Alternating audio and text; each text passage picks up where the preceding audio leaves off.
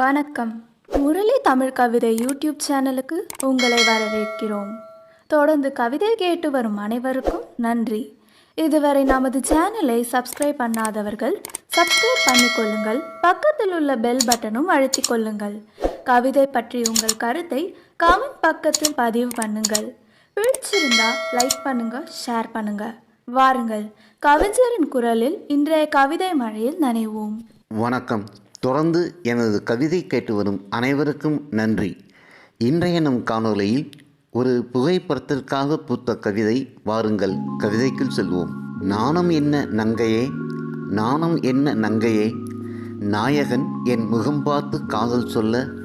நாணம் என்ன நங்கையே, நாயகன் என் முகம் பார்த்து காதல் சொல்ல. மௌன புன்னகையில் பூப்பது காதல்தான், மனம் புரிந்து கொண்டாலும் பூவிதழ் திறந்து தேன் வார்த்தை சொன்னால்தானே, பூவிதழ் திறந்து தேன் வார்த்தை சொன்னால்தானே என் தேகம் சிலிர்க்கும் உயிருக்குள் இன்பம் சுரக்கும். என் தேகம் சிலிர்க்கும் உயிருக்குள் இன்பம் சுரக்கும். உன் விழி அசைவில் மலர்ந்த காதல் நீ விழிமூடி நின்றால் வாடி போகாதா? மௌன மொழியில் காதல் ஊமையாகாதா? மௌன மொழியில் காதல் ஊமையாகாதா? உன் கூந்தல் ஏறிய மல்லிகை வாடி போகும் முன்னே வாய் திறப்பாயா?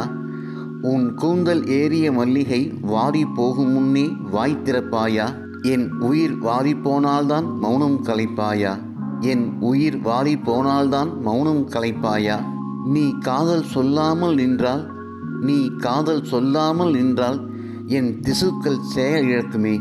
நீ சொல்லப்போகும் நல் வார்த்தைக்கு தானே ஏங்கி நிற்கிறேன், உயிர் தாங்கி நிற்கிறேன். சிலை வடிவே சின்ன குயிலே சிங்கார தேரே, சிலை வடிவே சின்ன குயிலே சிங்கார தேரே, சித்திர பாவையே சின்ன இதழ் திறப்பாயா?